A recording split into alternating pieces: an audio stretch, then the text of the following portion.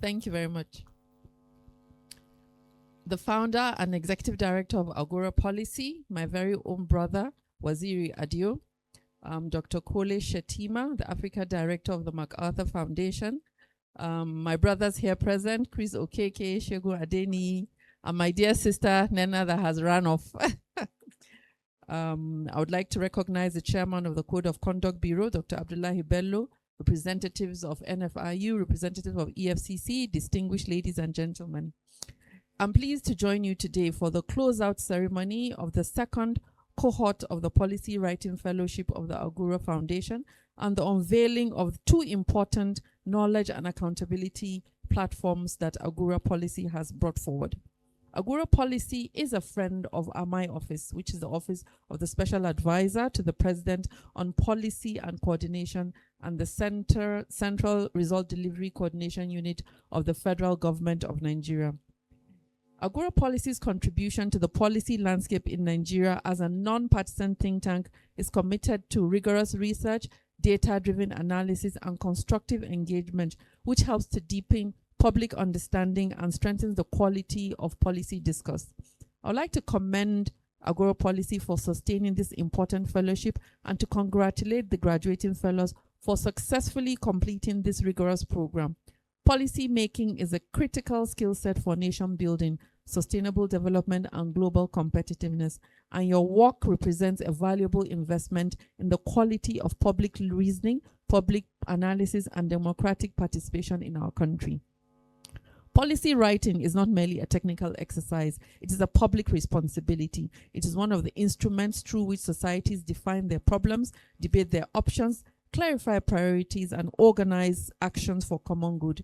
In governance, the quality of policy thinking often shapes the quality of policy outcomes. A poorly defined problem will usually produce a weak intervention. A policy proposal that does not understand context, institution, fiscal realities, implementation capacities, and citizen experience may be impressive in form, but very limited in impact. This is why initiatives such as this Policy Writing Fellowship is very crucial for us as a country. They help to cultivate the discipline of evidence, the habit of rigorous analysis, and the capacity to translate complex public problems into clear, practical policy arguments. Nigeria, as we all know, does not suffer from a shortage of ideas across sectors. We have plans, strategies, committees, reports, white papers, and reform proposals. The more difficult task has always been to convert ideas into priorities into institutions that implement, and implementation into measurable improvements in the lives of citizens. This is the central challenge of governance. It's also the central opportunity where public policy scholars like yourselves, practitioners, civic actors, and public officials need to play a critical role. One idea from the democratic theory that is useful for our reflection today is John Dewey, the American philosopher and educationist, that described democracy not simply as a form of government, but as a mode of associated living. In other words, democracy is not exhausted by election procedures or institutions. It is sustained by participations, communication, shared responsibility, and continued engagement of citizens in the affairs that shape their lives. This idea is especially relevant to public policy and governance. A democracy becomes strong when citizens have access to information, where institutions are responsive, when public choices are explained, and where government performances can be examined against verifiable evidence. Therefore, evidence-based policy is not only about improving administrative efficiency, it is about strengthening democratic life. It allows citizens to move from speculation to informed engagement. It allows public officials to move from assumptions to measurable priorities. It also allows researchers and civic actors to move from general criticism to constructive accountability. The reason for today's gathering, the closure ceremony of the Policy Writing Fellowships and unveiling of these two laudable portals, sits within the broader democratic purpose. Local Governance Accountability Portal and Policy Registers are not merely digital platforms. They are instruments for deepening the relationship between information, participation, and accountability. The present moment in Nigeria demands disciplined policy thinking and coordinated implementation. Government is undertaking significant reforms across the economy, public finance, revenue mobilization, social investments, education, infrastructure, agriculture, security, and public service delivery. These reforms are being pursued in the context of heightened citizens' expectations, fiscal constraints, institutional complexity, and urgent developmental needs. This policy coordination is not just desirable, it is essential. A policy coordination framework which my office has developed is known as the National Policy Coordination Framework, has been developed to strengthen coherence, tracks and holds government accountable across the tiers of government. This effort was led by my office in collaboration with the Office of the Secretary to the Government of the Federation, with the contribution from the National Institute for Policy and Strategic Studies, and National Nigeria Economic Summit Group, and of course from FDCDO PACE, who have been very supportive to us. The objective of that framework is to support a more disciplined approach to the implementation of government policies. It seeks to ensure that policies, programs, and deliverables are better aligned with national objectives. And it also provides clarity on the modality of the ecosystem of policy making. This is important because one of the recurring challenges in public administration is not always the absence of policy, but the fragmentation of policy efforts. Too often, government institutions work in silos. We develop programs that overlap, mandates are misunderstood, reporting lines are unclear and blurred, implementation is delayed by weak coordination rather than lack of intention.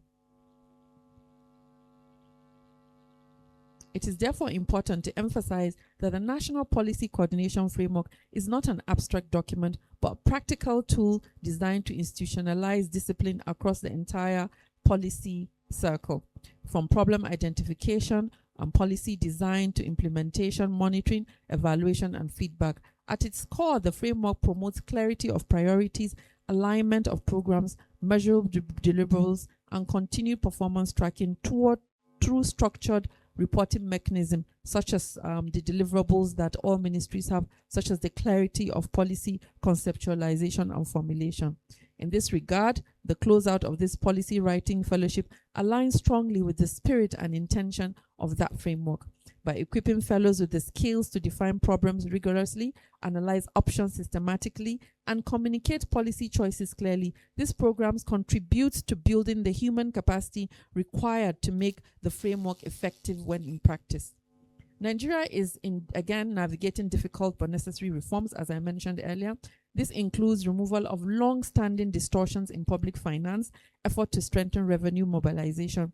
Additionally, there is renewed effort towards social protection and intervention in education, infrastructure, and economic opportunities. These all point to the larger question: how can government build a more sustainable foundation for inclusive development?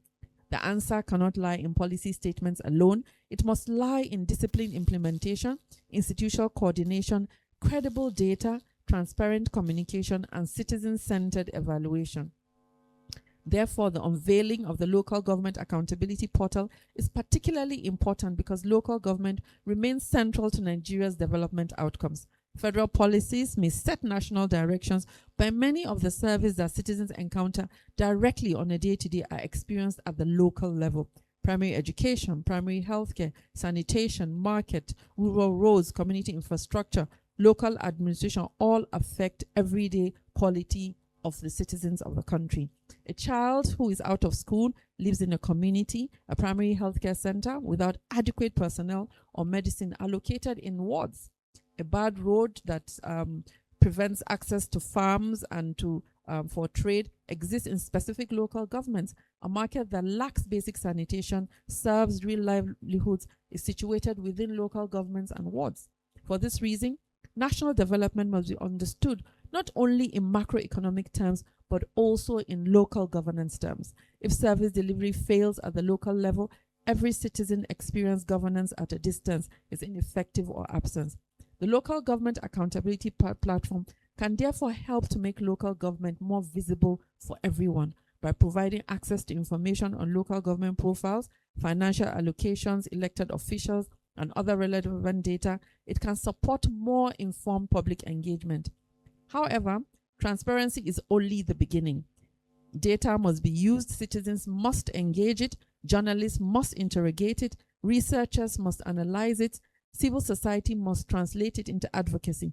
Public officials must treat it as an opportunity to improve performance and rebuild trust.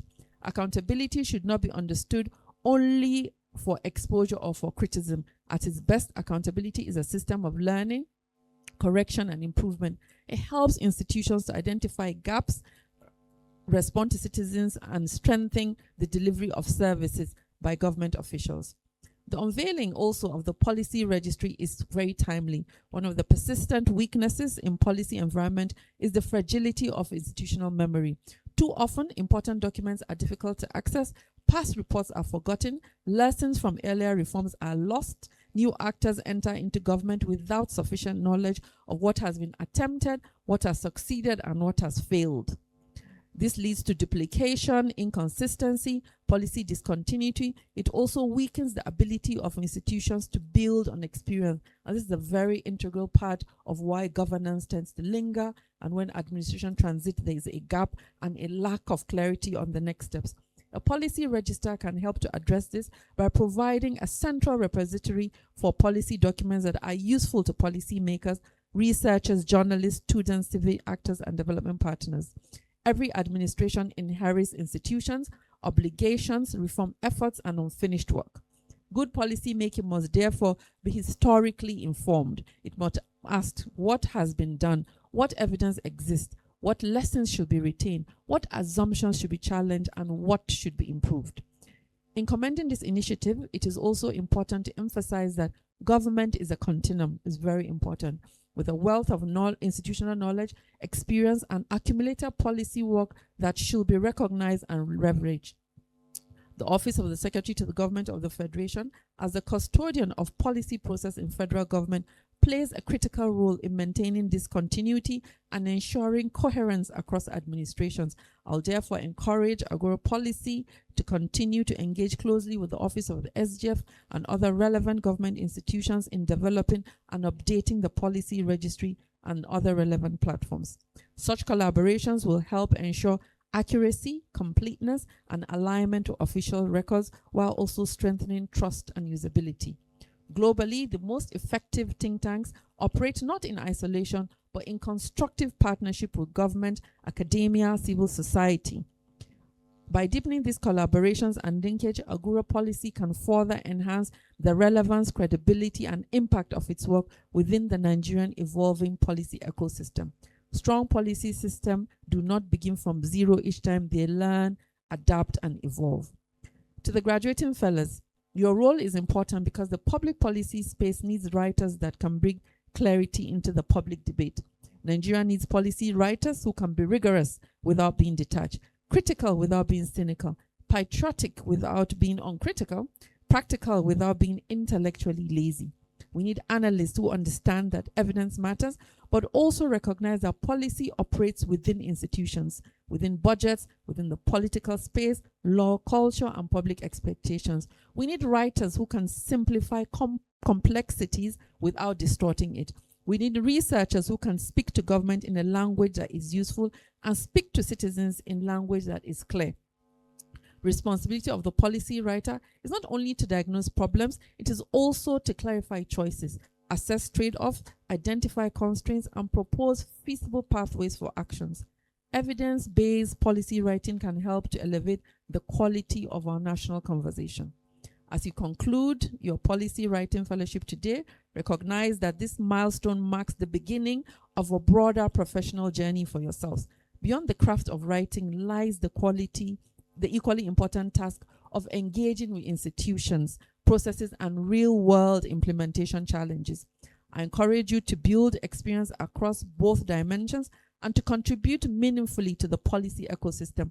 Share your ideas with relevant institutions, translate your research into actionable policy briefs, engage public officials constructively, write for wider audiences, support civic education, follow implementation, and track the outcomes.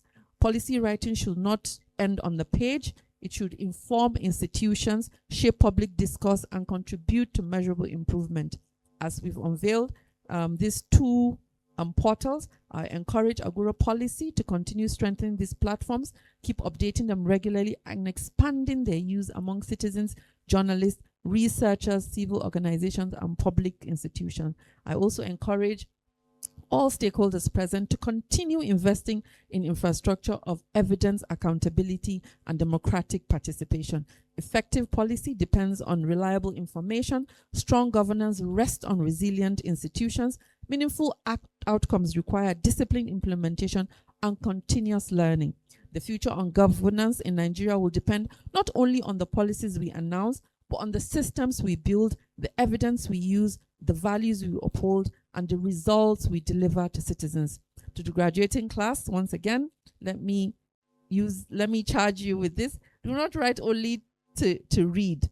Let your work clarify choices. It should challenge weak assumptions and strengthen institutions. You should question the norm. You shouldn't just follow through to, this is how it's been done. That's not why you went through this process. Let your work inform citizens and make government more responsive. Approach your craft with courage and discipline, with conviction grounded in evidence, with a deep sense of duty to the people whose lives public policy is ultimately meant to improve. At the end of the day, all the work we do is to improve the lives of citizens, and that is a core of what we need to remind ourselves every day. I once again congratulate the graduating fellows. I would like to commend my brother Waziri Adio and the Agora Policy team for this important work. I would like to thank the MacArthur Foundation for its continued support to the Agora Policy, and I look forward to seeing this platform and the work of the fellowship to contribute meaningfully to Nigerian public policy and the governance space. I thank you for listening. God bless you all, and God bless the Federal Republic of Nigeria. Thank you for listening.